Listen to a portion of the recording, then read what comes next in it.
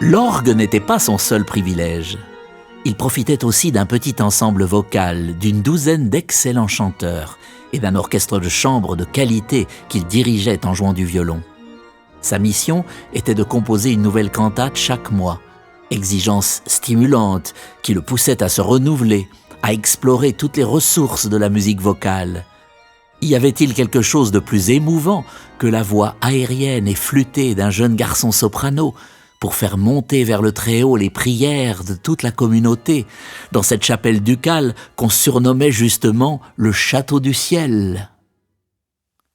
Pendant les 9 années passées à Weimar, Bach s'était lié d'amitié avec d'autres compositeurs et organistes.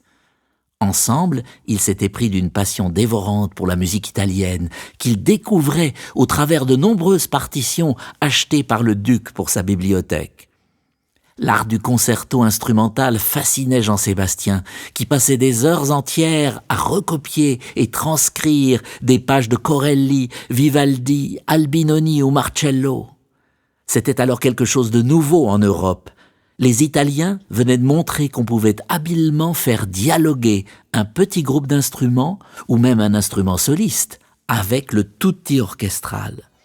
Des mouvements vifs, il ressortait une impression jubilatoire. La musique éclatait, virevoltait. Le soliste apportait sa touche de virtuosité avant de passer de nouveau le relais à l'orchestre. Dans les mouvements lents, au contraire, l'instrument entamait un long solo mélancolique, à la manière d'une aria d'opéra pleine de nostalgie et d'émotion. Sans être jamais allé en Italie, Jean-Sébastien se mettait à rêver de Venise, dont tant de gens lui avaient parlé.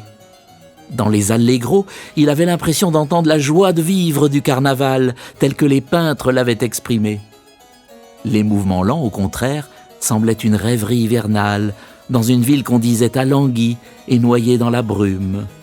En transposant les Italiens, il voulait à la fois rendre hommage à l'art nouveau du concerto, s'en imprégner et en faire une autre œuvre à sa manière.